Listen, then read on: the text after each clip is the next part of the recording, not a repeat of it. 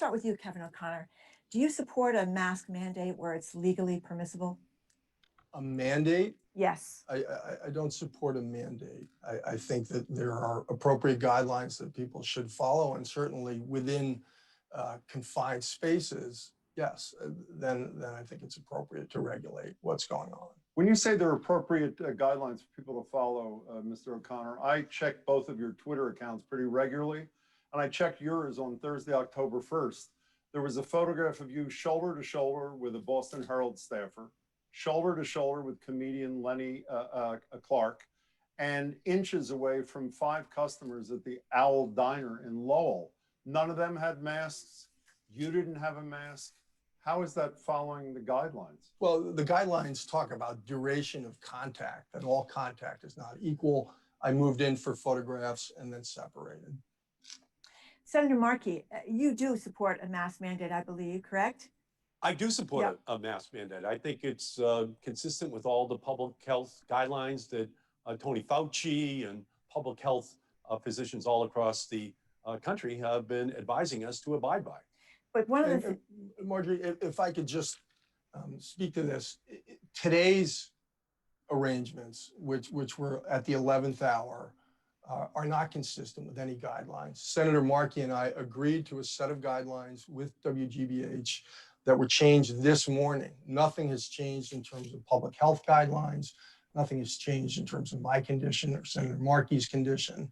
But what we saw was a changing of the rules by people with the power to do it. Mr. O'Connor, can I respond to that, please? If I may, one, we apologize. We did change the rules late because our view is the world changed on Friday and we tried to change with it. Our goal was to make things as safe for both of you and us as possible. We'd much prefer to have you in here, but the reality is this is what it is. So we'd love to get to the merits. But Jim, nothing did change. The guidelines that we agreed to were carefully agreed to. They were safe, they were sound, and nothing has changed from a public health perspective. We don't think they were safe enough, Mr. O'Connor. Our apologies. But so can we get back? You interrupted. Can we get let Senator Markey respond to Marjorie's question, please? Well, I was just going to ask, Senator, and many people have said that there isn't any good to a mandate if there aren't fines and strict enforcements. There have been $300 fines in some parts of Massachusetts. So do you think that we need that kind of strict enforcement plus fines?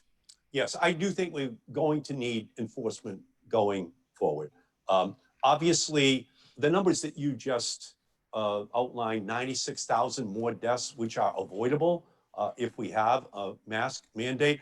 Obviously, that's something that requires everyone to cooperate, and with penalties if people don't. The masks are less for your own health than to protect other people as well from the exposure. The tweet from President Trump this afternoon was irresponsible as he was leaving the hospital. He said, don't be afraid of the coronavirus or it will dominate your life. The reality is that if you're not afraid of coronavirus, it will dominate your life. And we see that right now, and a mandate for wearing masks along with, by the way, other public health safeguards, including obviously social distancing and washing your hands is absolutely essential to reduce. Mr. O'Connor, if I can I unite the Trump and COVID topics, if I may? The president recently gave himself an A+ for how he's handling the pandemic. We want to know if you believe that grade was appropriate, and how would you also grade our governor here in Massachusetts, who closed early and opened pretty cautiously, which caused them to get a lot of heat from many business people in this state? How would you grade both of them? I think the grades are both incomplete. I think that they each have done things well, and I'm sure in hindsight they would look back and do things differently. I do favor opening up safely as soon as possible. I'm very concerned about the collateral consequences of being closed. I have a 4th grader and an 8th grader, and I see the consequences for them academically. And I also see the consequences in terms of social isolation that we're seeing in terms of reported increases in the suicide hotline, alcoholism, things of that nature. So I think we can, the reality is that we can be both safe and open our economy and open our schools. Senator, I'd like to hear what you think about both Baker and Trump's performance, but when you answer, I'd like to put something else on the table. As you know, the House Democrats reduced the size of their coronavirus relief package from 3 trillion to 2.2. Senate package was very small. The ante was up by the White House to $1.6 trillion from the Treasury Secretary. Nancy Pelosi said a flat no. Is she not holding hostage millions of American families, hundreds of thousands, if not millions of businesses and state governments? And do you support her flat no, or are you amongst those who won't let the perfect be the enemy of the good? Would you buy the White House compromise to get relief to people now? Well, first, I would give Donald Trump a complete failing grade for the way in which he's handled the coronavirus. He's been criminally negligent since January. I called upon him in the middle of January to brief Congress on the coronavirus before it got here. He did not do it. I then called upon him on January 27th to name a coronavirus czar. He did not do it. I was the first senator to call upon him to use the Defense Production Act to produce the testing, the PPE, the tracing technologies that would be necessary. He did not do it. So he's been criminally negligent all the way up until leaving the hospital and telling people not to be afraid of the coronavirus. Of course. With regard to Charlie Baker, I would say that his grade is incomplete. He's worked hard, but of course he's been hindered by the fact that Donald Trump did not provide early on the leadership, all the supplies needed. But with regard to nursing homes, especially where 2/3 of the deaths that occurred in the state occurred there, from Holyoke to Chelsea to private nursing homes, obviously something went very wrong when 2/3 of the deaths occurred there, and we have to make sure that does not happen Senator, again. speaking of negligence, isn't Nancy Pelosi negligent saying no to $1.6 trillion and keeping people on the edge across this country until she gets every nickel she wants?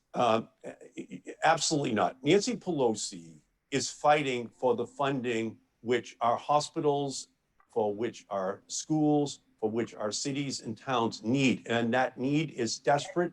And that lack of willingness to negotiate by the Republicans, that obstinate opposition to the real funding that is necessary is absolutely Treasury on the White Secretary House. Mnuchin tripled the Senate offer. He tripled it to $1.6 trillion, Senator. It is not enough to match the magnitude of the threat to our health, to our economy, to small businesses, to hospitals, to community health centers, for the unemployment benefits, which people need in Massachusetts, which has been discontinued since August 1st. On all of those issues, the Republicans still have refused to put in the funding levels that are necessary to deal with the magnitude of this Mr. problem. O'Connor, would you vote for the Senate, for the White House deal, which is 3 times what Mitch McConnell wants to do? Yes, yes, absolutely. And Senator Markey's been an extremist throughout. He has never offered any moderation whatsoever on this issue. And I also want to note, in terms of coronavirus, that he has very highly charged rhetoric regarding the president. I went to the same law school as Senator Markey, and his statements are misguided, to put it mildly. But in addition, what we've never heard throughout this campaign is any question as to the fault of the Communist Chinese Party in causing all of this. Senator Markey has a long record of weakness in terms of dealing with China, and his weakness on a sustained basis poses the greatest threat to American security and American safety. Let me just say right off the bat, that's just plain wrong. When the president said that he was going to cut off travel from China, I agreed with him. And I said so publicly in the end of January. So you've never faulted Communist China throughout this entire campaign. You have politicized this issue. Again, that is totally... Senator, it's very personal for me, as you know. My father almost died of COVID-19. My cousin died of it. What we don't need are career politicians politicizing this issue. And that's what you've done. And your failure to point the finger at China and to hold them accountable signals the level of weakness that unfortunately we've seen throughout your long career. You're just absolutely wrong. When the president said he was cutting off any further flights from China, I agree with him, and I said so publicly in a press conference. Of course you did. Well, again, you should have. You're just plain wrong on this. The problem is the president did not follow up by naming a czar. Senator, he did you've never provide the moral and personal leadership that the American people needed. And even today, once again, irresponsibly, he's telling people not to be afraid of the coronavirus. So He's telling people so that Senator, they should China be- is not at fault? Is that You- what you're saying, I Senator? did not say that. But I you said haven't I- said a word throughout the campaign. You are a United States Senator, and your communications have importance in terms of our global for the stature. third time, And for the you- third time, Mr. O'Connor, I Shut- agreed with the president at the end of January. Let me just restate It's a record of weakness. Shutting Gentlemen, we down have to move flight. on. Kevin Gentlemen, O'Connor, we have I to just move. want to be clear about one thing. You are blaming communist China as opposed to the millions of Americans who have been in close contact with each other, not social distancing and not wearing masks. And the president has not worn a mask very much himself. You're blaming communist China for 200,000 plus Well, deaths in the United States. It started with, well, no problem is so simple as that, Marjorie. But the reality is it started in communist China, Okay. and the Chinese purposefully and repeatedly misled us. Okay, And, let's and move it's on. not just American lives around Around the the world. world. And that lies at the feet of communist China. And Senator Markey's silence for a year on that issue signals weakness, which is consistent with his record of weakness. We've got to Okay. move ahead, Okay. gentlemen. If- We've got to move ahead, gentlemen. If I may, just Very very briefly. briefly, you know you're a Donald Trump Republican when you don't wear a mask yourself in public, like Mr. O'Connor, just like Donald Trump. You know you're a Trump Republican when you're not willing to talk about the magnitude of the climate threat to our planet and what the solution should be. You know you're a Trump Republican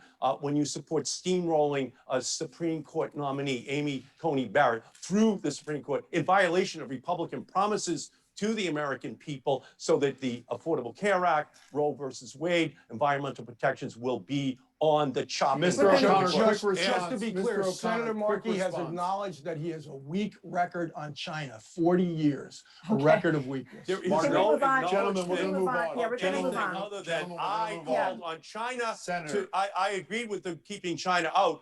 Who was criminally negligent from the very beginning? It was Donald Trump. Okay, He Senator, did let's- not put in we've place gotta the move ahead. protections which we need. We've got the China part. Let's move on here. I want us just a couple more minutes on the virus. Senator Markey, you've recommended giving every American $2,000 a month, retroactive to March for the duration of the pandemic. As you know, that's a lot of money, about $5 trillion that would add up to, which is as big as the federal budget. So how would you propose we pay for that? Well, I would begin by repealing the Trump tax cuts.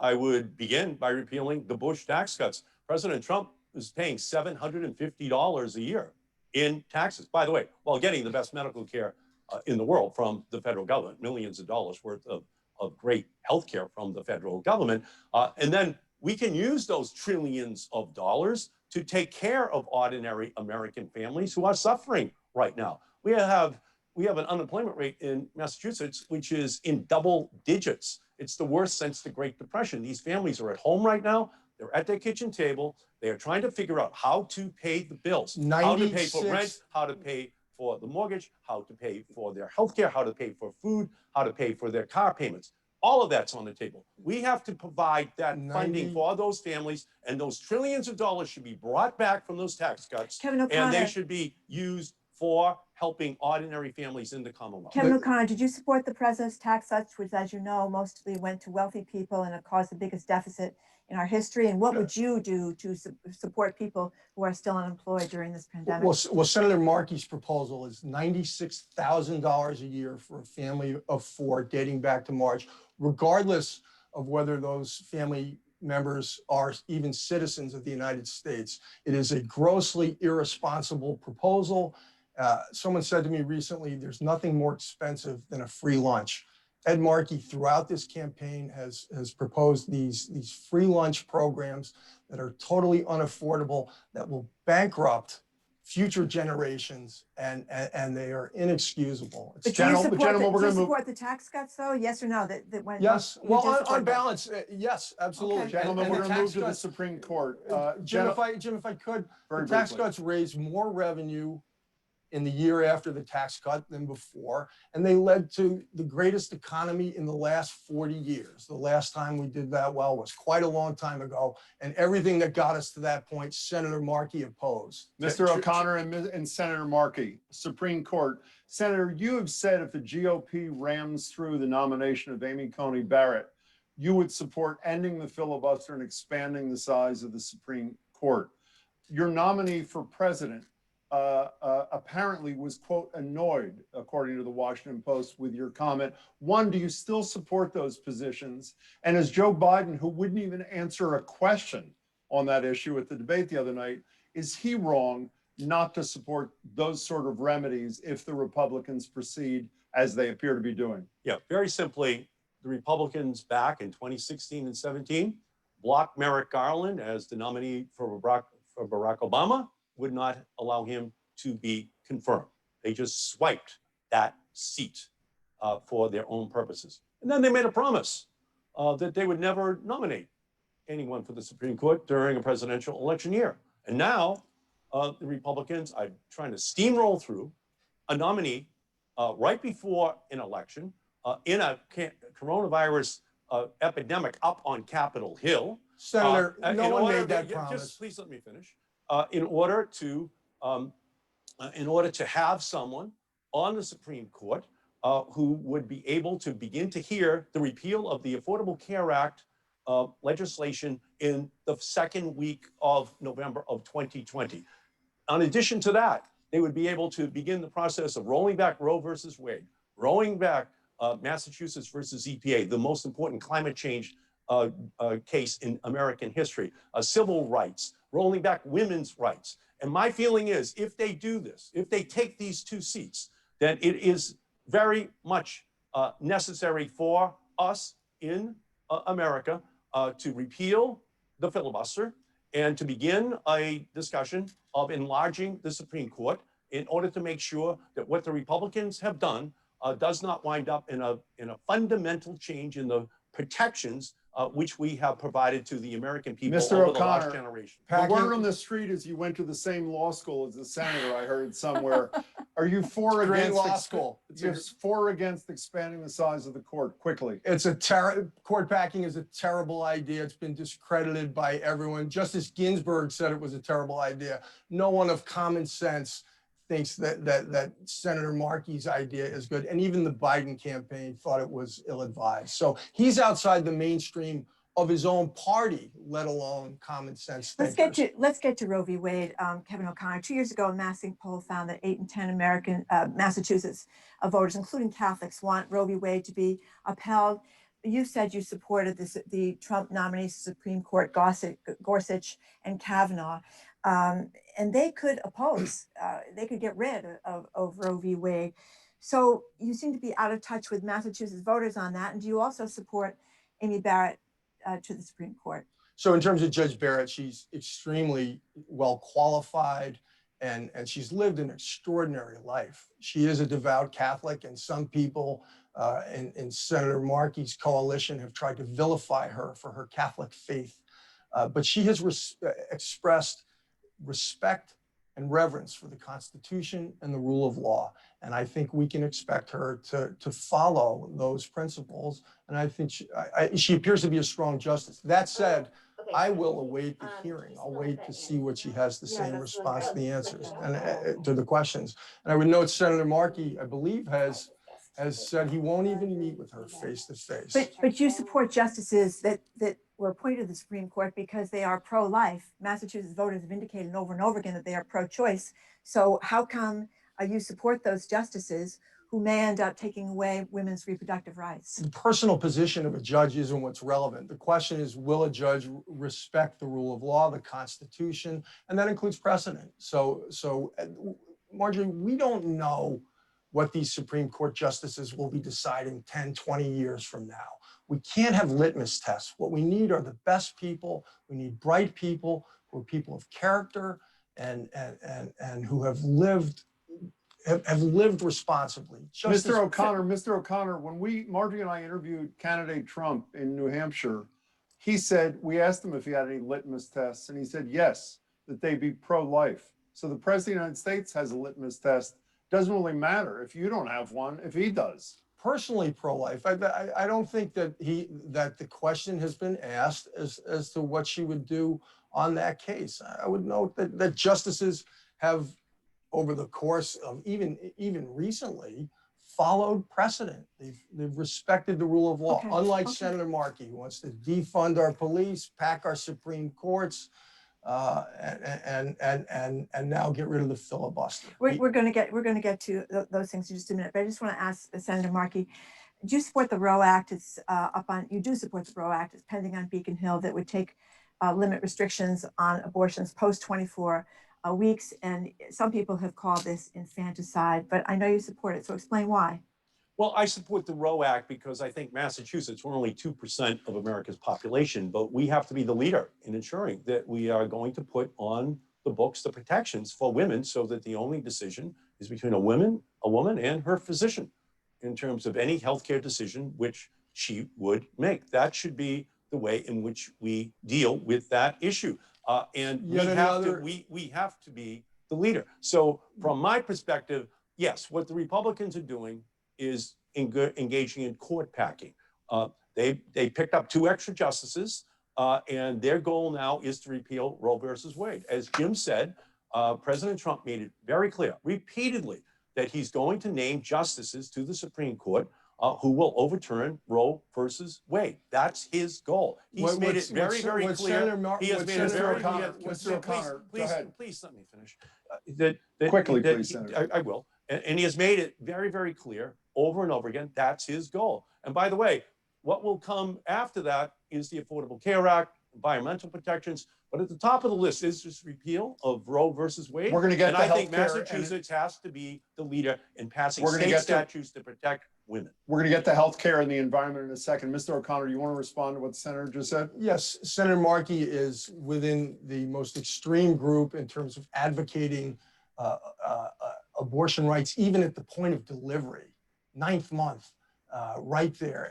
And it's terrible, the things that he's advocated for. He's an extremist, and his views are not consistent with the majority of Massachusetts voters. You know, Senator, speaking of consistent, you know that the first issue, I think you just mentioned this a minute ago, come before the Supreme Court on November 10th, this new Supreme Court, with or without a 9th justice, will be the Affordable Care Act. Win or lose, your preference is Medicare for all, a provision, an initiative that's not even supported by the man running for president on the Democratic Party. Wouldn't it be better to work to improve the Affordable Care Act as Vice President Biden prefers, rather than, if I may call it that, tilting at windmills when your candidate, even as president, would not support it? Again, my view is this, that right now we have a healthcare system in America that's a sick care system. We spend twice as much as any other industrialized country in the world. We're 45th in health outcomes in the world.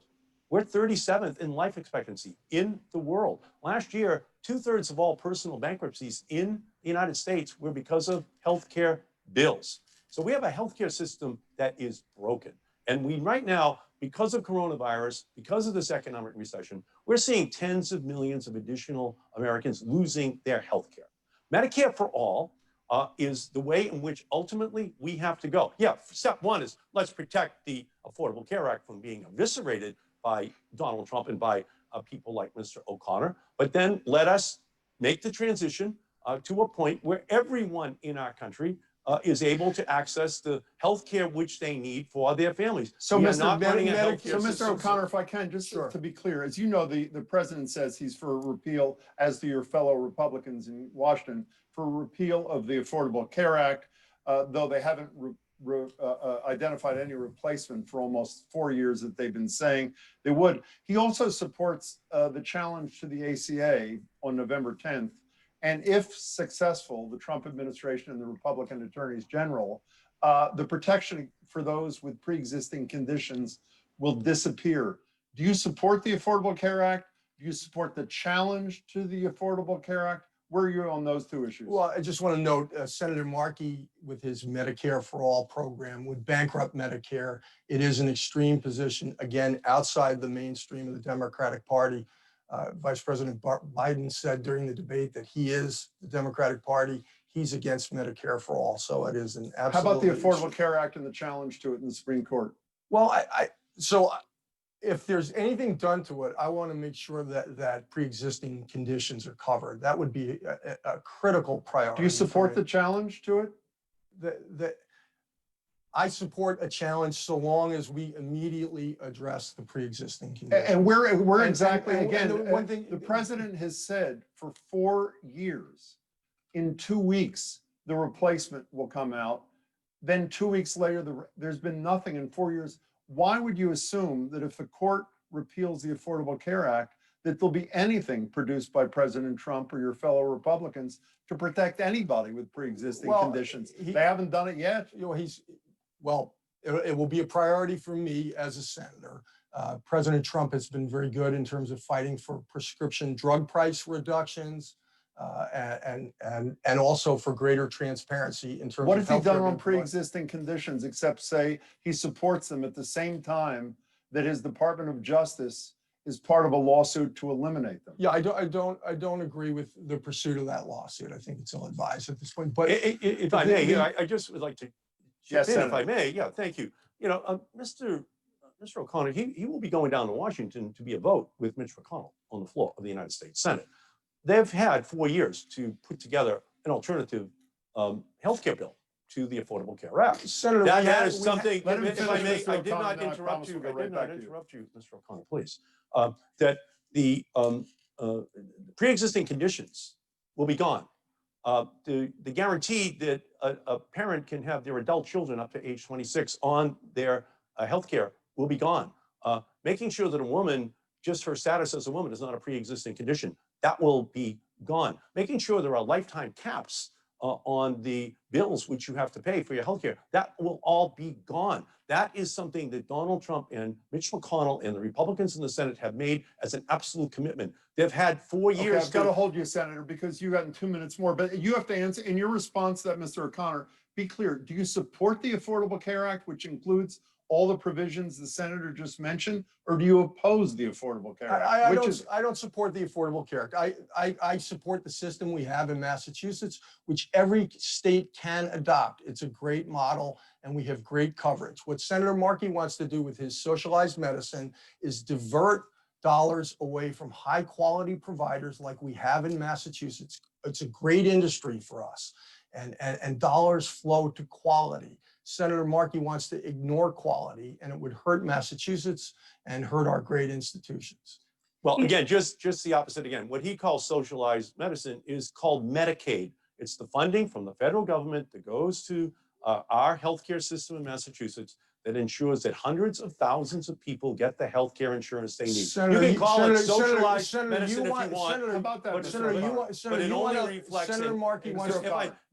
to. I will not interrupt you, please. Okay. That the Republican Party has always harbored an ancient animosity towards Social Security, Medicare, Medicaid, and now the Affordable Care Act. It's anything that has to do with providing health care for ordinary Americans in our country. And this is just the latest battle Mr. that we've been O'Connor. waging. Absolutely false. The Massachusetts system was passed by Governor Romney, a Republican. He was a leader. He's a U.S. senator. He's a Republican.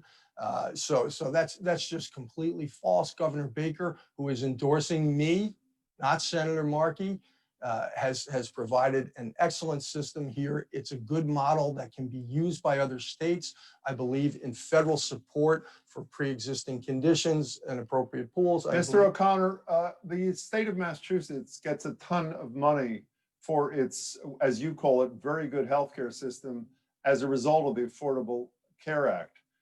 Where does that money come from if the act you don't support disappears? Well, there can be further appropriations, so it's not the end of the game. There's an attack on in terms of this particular case, but there will be subsequent appropriations. And by the way, no one has suggested that the Massachusetts system would end based on this case, not at all. But I just want to be clear, Mr. O'Connor, what you're talking about is kind of so if the Supreme Court gets rid of the Affordable Care Act, that the rest of the country or other states that don't have what we have in Massachusetts, people there will just have to fend for themselves until something else gets passed? Because there's a big gap there. There's a lot of people children under 26 who are on their parents' health insurance, pre-existing conditions, et cetera, et cetera, et cetera. There's no guarantee that there's going to be something the next day and people are going to be left in the breach, aren't they? We'd have Medicare, we'd have Medicaid, we would have private health insurance, and we would have an opportunity for people to bring down health insurance rates through competition, which Senator Markey opposes. Okay, can we move on? Yes, but I would like to be clear that Senator Markey advocates for the end of private health insurance. That's what his plan involves. And as Vice President Biden said during the presidential campaign, it's totally unaffordable and would do nothing but hurt people who are already Senator, on brief Medicare. response. Well, again, what Mr. O'Connor calls socialized medicine is Medicare. It's Medicaid. It's federal funding that then goes to individuals and institutions in Massachusetts and across the country. That's what it's all about. To pretend that there's some disconnect between the federal money and how our Massachusetts healthcare system works is just absolutely fallacious. You want And to if it's- eliminate and if private the- health insurance. And if the Senator. Republicans, How about the if response to that? How about if- the response to the private health insurance allegation that Mr. O'Connor is making, Senator? Again, over time, that's what we have to move to as a model in order to make sure that everyone gets the health care which they need. But in the road to it does not come through the evisceration of Medicaid and He wants- Medicare, which is what the Republican Party continues to bring out to the floor in order to try to destroy. We He wanna- wants we to wanna- eliminate private health insurance. Okay, let's move on because we have a lot of other issues to get to. Kevin O'Connor, the president has said there is not systemic racism in the criminal justice system in the United States. Do you agree with him? I don't know what systemic racism means. There's certainly racism in America, and that's included within the justice system. You're not sure what it means? I think you have to look at each particular program. I think there are certainly biases historically that have existed, and I believe there's racism not just in the justice system, but throughout our society. What I disagree. What would you do about it? Enforce the law.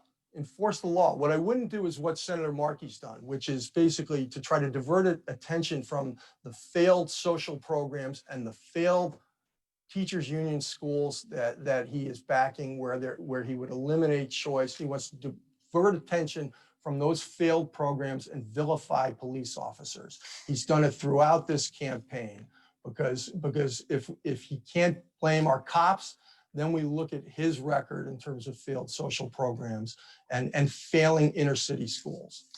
Senator Markey, you said there is systemic racism, and I know that you signed on with Cory Booker for this Commission on Reparations. I wonder, in your time in Congress before this, what have you done to address systemic racism?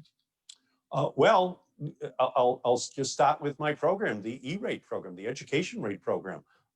When I was drafting the Communications Act, I made sure that every child in America, especially poor children, had the internet on their desk. And so as a result, for the first time in American history, an educational technology was deployed at the same rate for poor children as for wealthy children. That's my program. It's a $54 billion program. And I'm the leader right now in the United States Senate to have $4 billion additional dollars go to make sure that kids get it at home.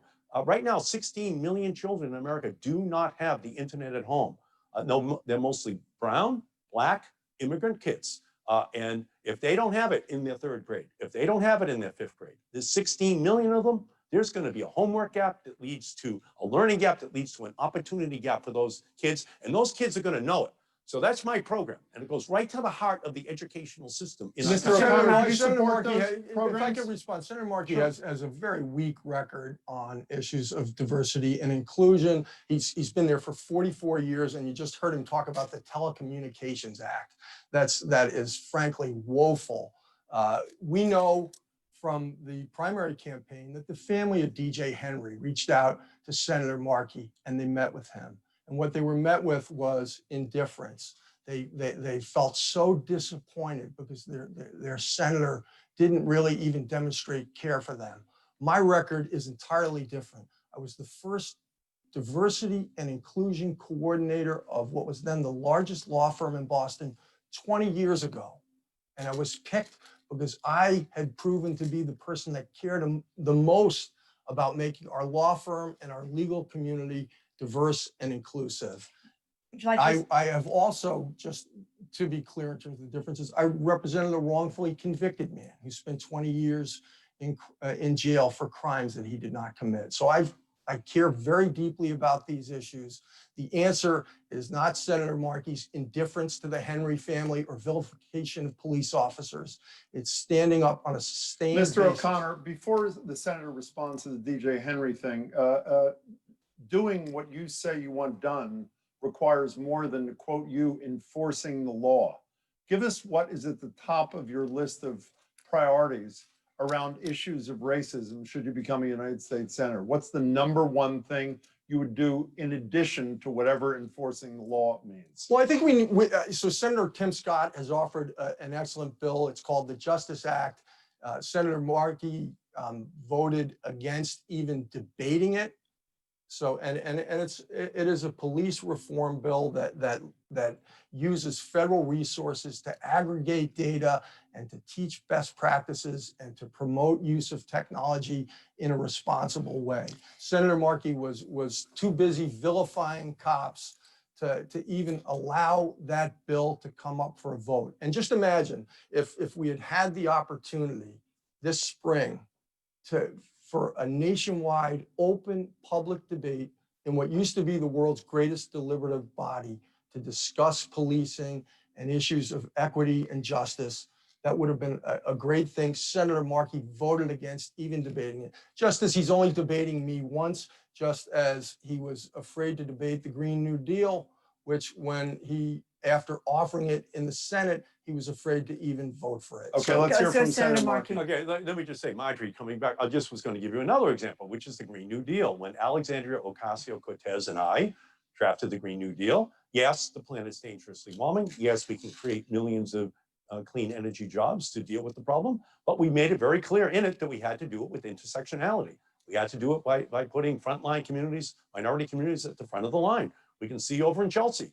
Chelsea has a very high asthma rate because of their proximity to pollution, which made them more vulnerable to the coronavirus. So we made it very clear in the Green New Deal that we were going to prioritize that issue because of the systemic racism built into energy infrastructure in our country. Please just let me finish. And just to go to your point again, Marjorie, we're 25% of the prisoners in the world, and they're behind bars in the United States. In the world, we're only 5% of the world's population. 1/3 of all women in the world are in prison in the United States. There is systemic racism built throughout our entire criminal justice system. Gentlemen, if I may, please, we're going to get no, because you're both bringing up the Green New Deal. Marjorie wants to talk about, but I have one more question for you, Mr. O'Connor. You were complaining a minute ago that Senator Markey didn't even want to bring Senator Scott's Policing Act up for a vote. Mitch McConnell has refused to bring up for a vote virtually anything that's come out of the House. Let's just pick one thing. Should the Senate vote up or down on the HEROES Act, the $2.2 trillion relief bill for America that was passed by the House? Yes or no? Well, all those bills have been negotiated in advance of the passage. So should there be an up or down vote in the Senate? Yes or no? On the House bill? No, yes. No, the Senate will, as it has historically, negotiate.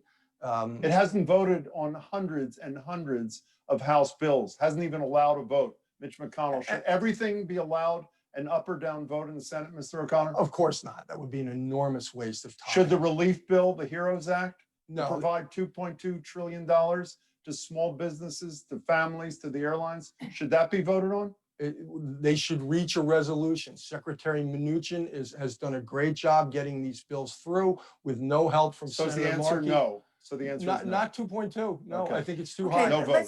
Let's get back to the environment for a second. Senator Markey just talked about co-sponsoring the Green New Deal.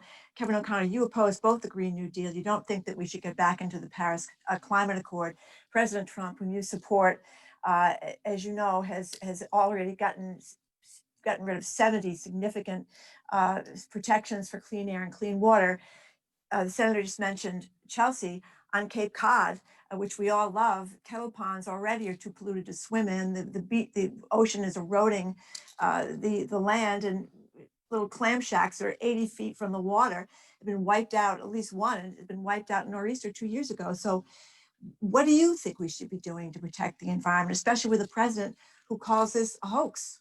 Well, so with respect to the Green New Deal, I would note that Senator Markey talks about that as his record, essentially his record on issues of racial justice.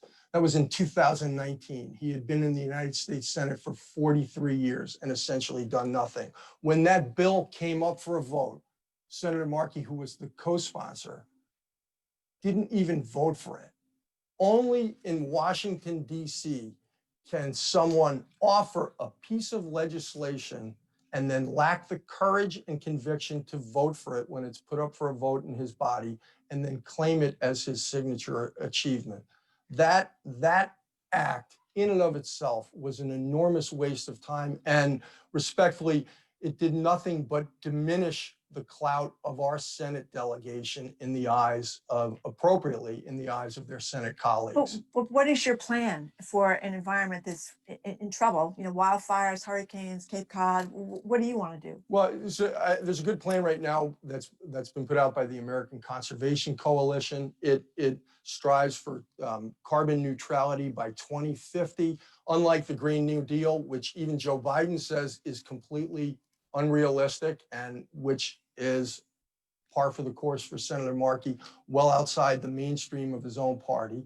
Unlike that, the governor, the American Conservation Coalition, and others have come forth with a plan, and many American corporations. Carbon neutrality is achievable by 2050. The key is to promote innovation in terms of energy technology.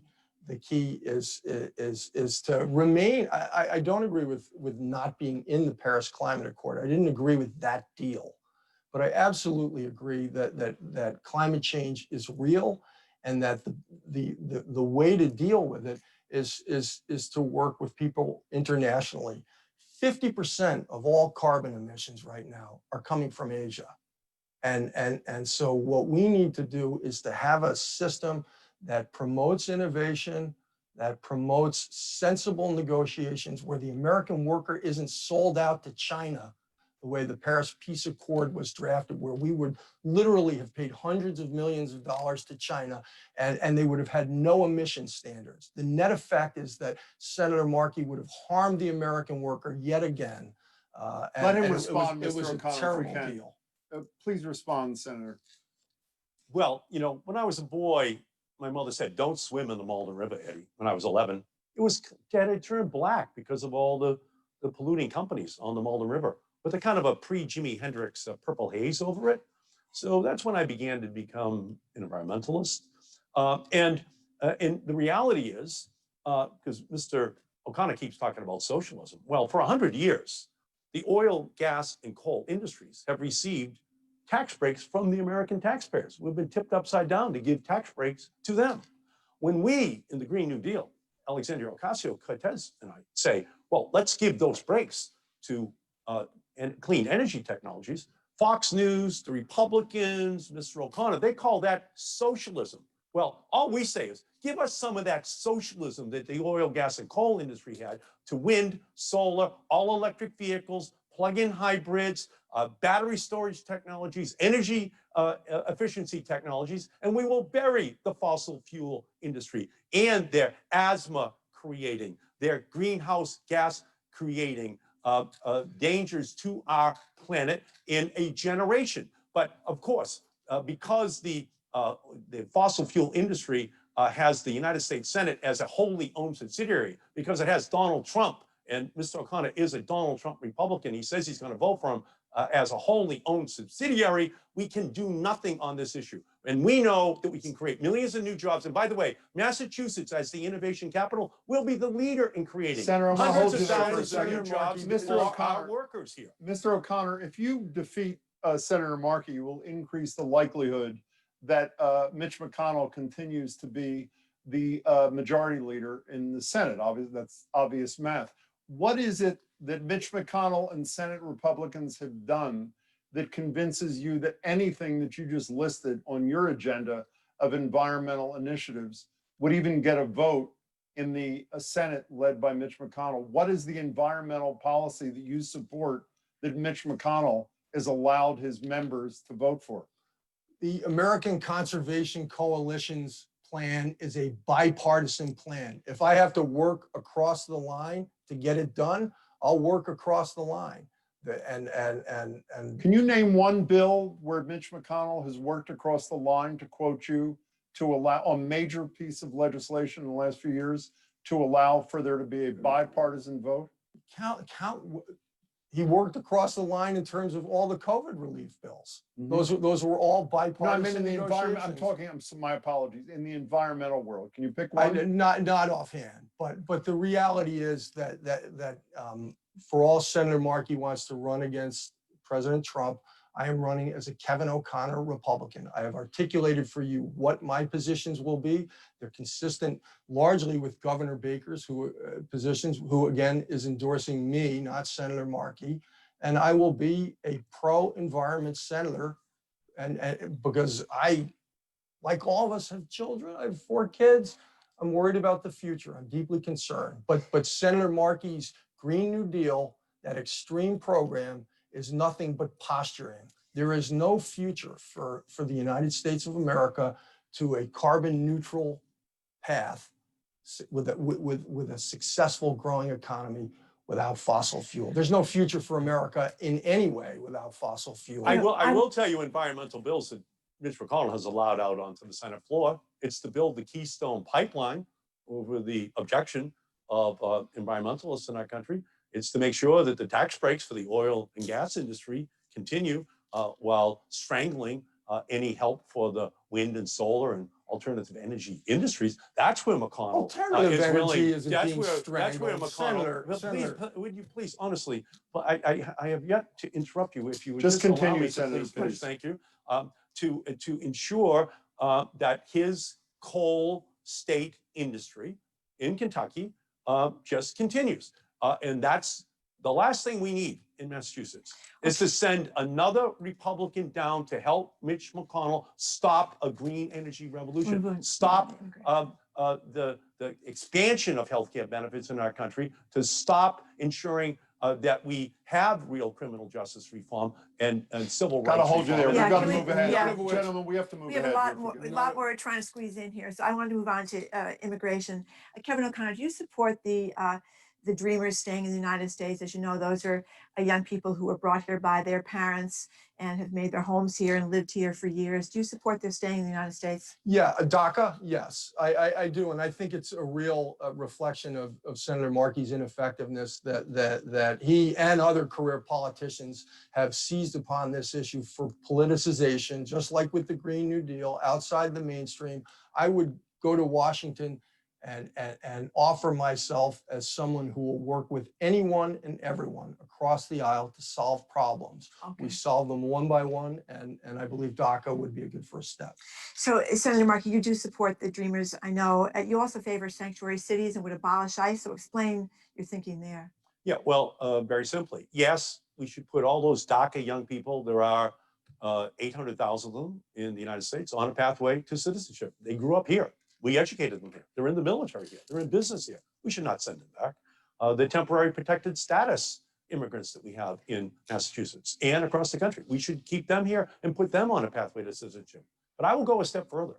We have 11 million of these individuals in America. We should create a comprehensive pathway to citizenship for all of them in our country.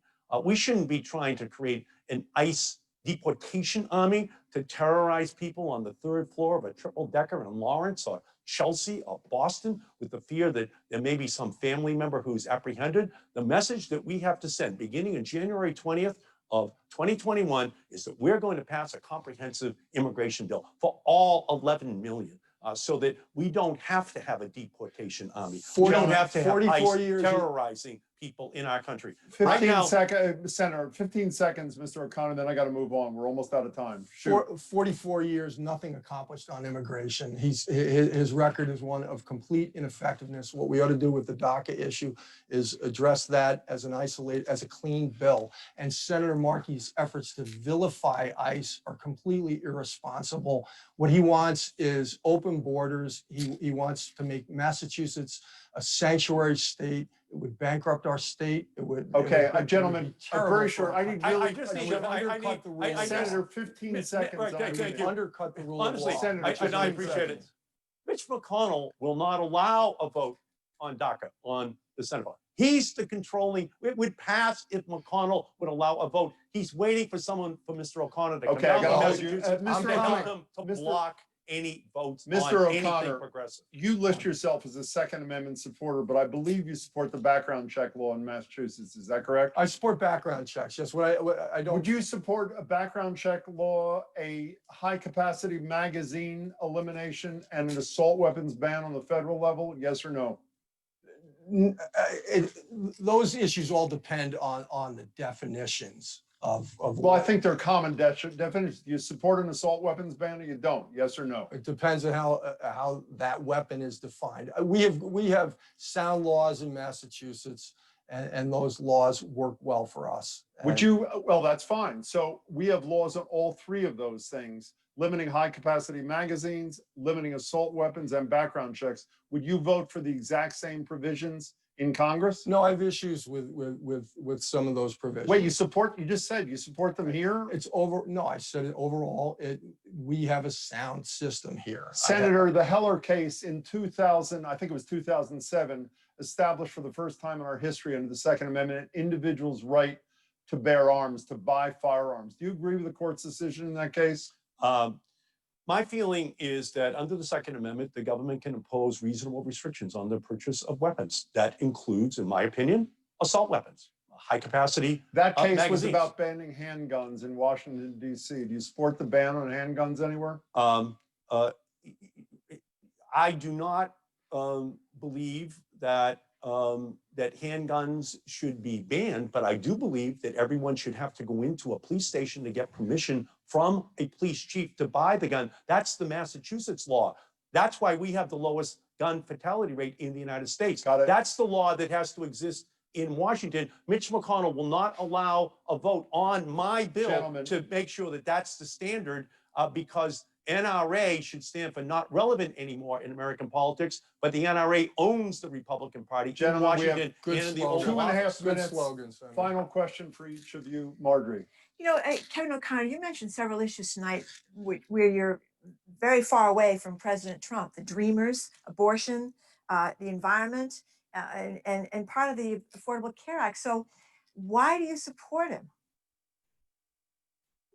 Because President Trump represents the best opportunity for us to have safe neighborhoods, not open border sanctuary states, not defunding and disarming of the police the way Senator Markey advocates. He offers the better alternative, the better choice in terms of restoring our economy.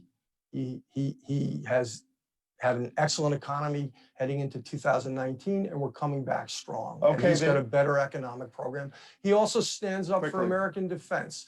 Senator Markey has a very weak record and a misguided record on foreign policy. We're running out of time. Senator, a last final question for you, if I can. The two highest profile initiatives you have, the Green New Deal and Medicare for All, again, are not supported by the candidate of the Democratic Party. So what's the strategy? Is it because you believe that Joe Biden will all of a sudden have an epiphany, or is your intention to work around the man you hope will be president? You have 30 seconds. Okay, thank you. Well, I support the Green New Deal and I support Joe Biden. I mean, the climate denier commander in chief is in the Oval Office. So obviously, the Green New Deal has shifted the whole discussion, not only in the United States, but around the world. And now the goals have been, we've lifted the gaze of Americans and political leaders to the constellation of possibilities in green energy technologies. Joe Biden has moved a long way over the last year. Gentlemen. I'm going to continue to advocate for the Green New Deal so that we can implement a plan that saves all of creation while engaging in massive job creation. Gentlemen, you we're should- out of maybe you time. should vote for Mr. it O'Connor, next time. our apologies, but the hour is up, and we thank you both for participating. We thank all of you for watching and listening. As I said, thanks to the candidates, Senator Ed Markey and Kevin O'Connor, for participating in this GBH News debate. And if you're in our online audience or listening on 89.7.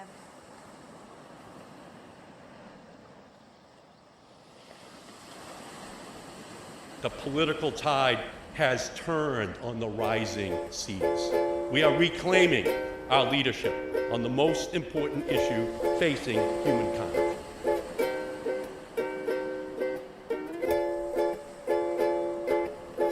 We can deliver a Green New Deal for America.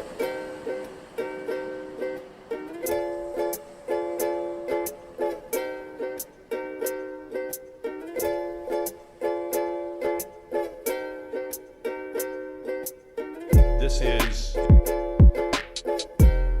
an incredible moment.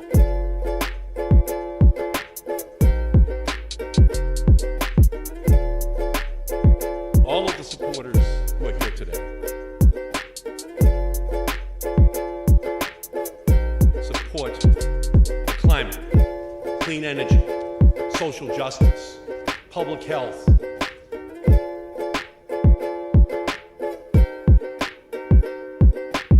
We are talking about repairing the historic oppression of frontline and vulnerable communities. The most powerful movement organizing in the United States today. Grassroots organization.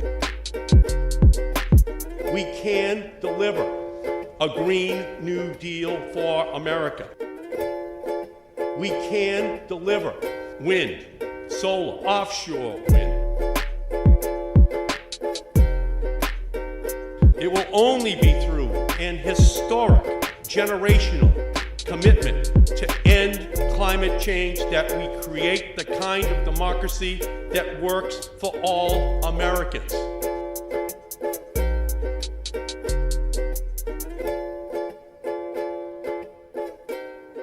Never in our history have the interests of all Americans been so